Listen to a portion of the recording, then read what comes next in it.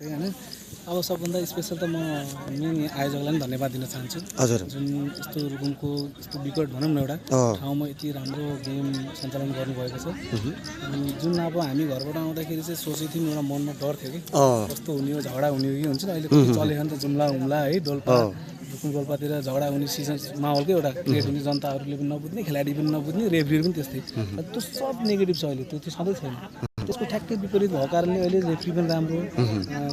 committee आयोजना गर्ने committee पनि एकदम पोजिटिभ हुँदो रहेछ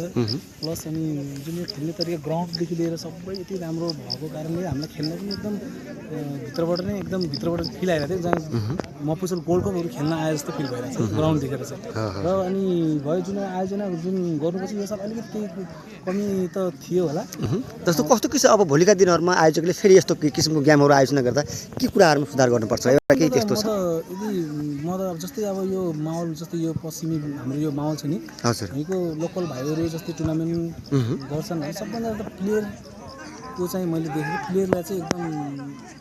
के भन्छ प्रशिक्षण दिनु पनि देखिन्छ प्रशिक्षण होइन प्लेयरलाई चाहिँ एकदम सेफ के सेफ हजुर यहाँ कुनै डर नहोस् कोही प्लेयर खेल्न आउँदा उसको मनमा चाहिँ डर नहोस् कि त्यहाँ गएर झगडा भएपछि मलाई के हुन्छ कसो हुन्छ त्यो डर नहुने एउटा माहौल भइदिएको अझै एकदम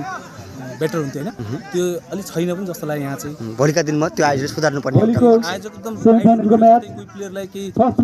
कोही हुनु हुन्छन् कुनै यहाँ पेरिमिटर छैन कुनै बाहिरदेखि वात्त छिर्नेसम्म ऊ पनि छ नि त अवस्था हजुर अब कोही मापासा सापासा गरेर छिर्छ